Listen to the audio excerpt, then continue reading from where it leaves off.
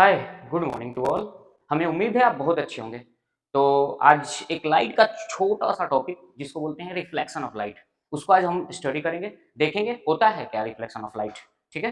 तो आइए चैप्टर को टॉपिक को आगे बढ़ाते हैं, जिसको बोलते हैं सबसे पहला टॉपिक होता है रिफ्लेक्शन ऑफ लाइट मतलब प्रकाश का परावर्तन। होता क्या है?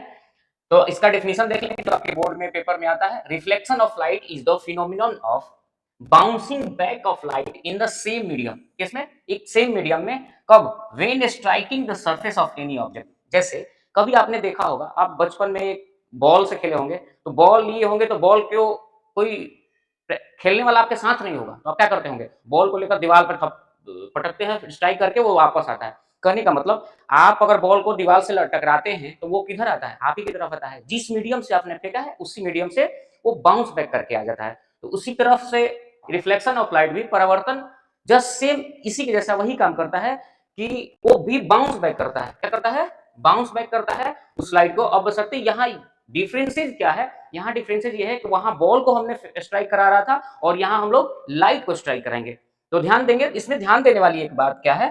ध्यान देने वाली बात है कि हम जब लाइट को इंसिडेंट कराते हैं, स्ट्राइक कराते हैं, उसके लिए हमें एक ऑपिक ऑब्जेक्ट लेना होता है, जिसको एक तरह से हम इसको लेते हैं प्लेन मिरर। इसको हम क्या बोल सकते हैं? प्लेन मिरर, जिसको समतल दर्पण बोलते हैं। आप सुबह-सुबह उठकर सबसे पहले कहाँ जाते हैं? प्लेन मिरर के पास ही। क्यों? अपने चेहरे को देखने के लिए, सौंदर्य मेरा बरकरार है या चेंज हो चुका है। ब्रश करने जाते हैं तो ब्रशिंग करने भी आप जाएंगे तो कहाँ? प्लेन मिरर के पास। क्यों ऐसा? क्यों इसलिए जाते हैं कि एक साइड उसका क्या है, बैक साइड, वो पॉलिश किया रहता है, पॉलिशिंग सरफेस रहता है। ठीक है, कैसा रहता है? पॉलिशिंग सरफेस रहता है, जिससे वो सिल्वर का कोटिंग किया जाता है, जिससे वो रिफ्लेक्शन मैक्सिमम करा सके। तो रिफ्लेक्शन ये ज्यादा कराने के लिए हम सिल्वर का कोटिंग कराते हैं। तो देखते हैं इस पे क्या करते हैं। अगर हम इंसिडेंट ले, अगर यहाँ से टॉर्च जलाकर लाइट को बाउंस बैक कराते हैं, इंसिडेंट कराते हैं, जिसको बोल सकते हैं आपतित किरण, इसको बोलते हैं हिंदी में बोल सकते हैं आपतित किरण।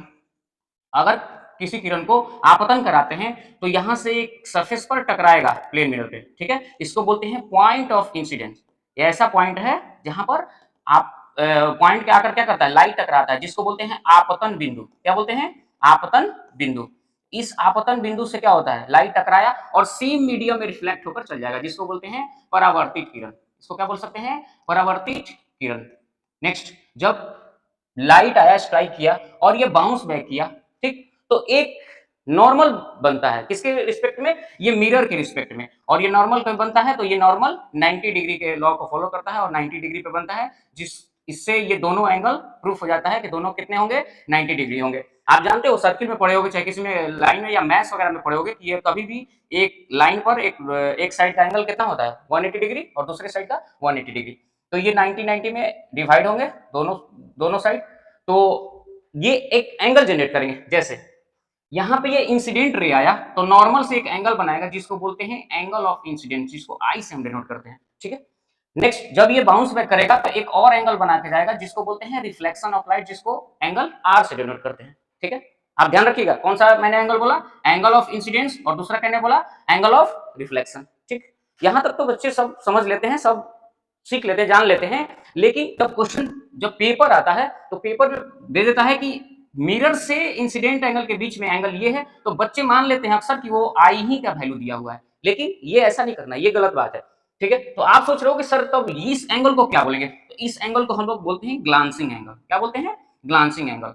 और ग्लांसिंग एंगल का भी आप जानना चाहो तो ग्लांसिंग एंगल क्या होता है? इसको बोलते हैं छूटा हुआ कोण। क्या बोलते हैं? छूटा हुआ कोण। तो ये क्या करता है कि किसको टच करता है? ये मिरर के टच करता है और मिरर से इंसिडेंट रे से एंगल बनाता है। ठीक है, उस तरह जब ये ग्लांसिंग एंगल, तो इस साइड भी ये क्या बन जाएगा? मिरर से टच करा है रिफ्लेक्शन को, तो ये भी बोल रहे हैं सकते हैं ग्लांसिंग एंगल, जिसको जी से डिनोट करते हैं। उम्मीद है आप यहां तक समझे होंगे। तो एक क्वेश्चन है मेरे मन में राइज हो रहा है, और यहां तक आप जब जान चुके हैं तो आप ये भी बता पाएंगे कि इसका आंसर क्या होगा। बताइए, तो कोशिश करिए। एंगल आई और एंगल जी का वैल्यू कितना होगा? बताइए बताइए। आप बता देंगे, हमें उम्मीद है आप बता देंगे, क्योंकि हम जानते हैं कि बच्चे हमारे बहुत तेज है। बताइए तो।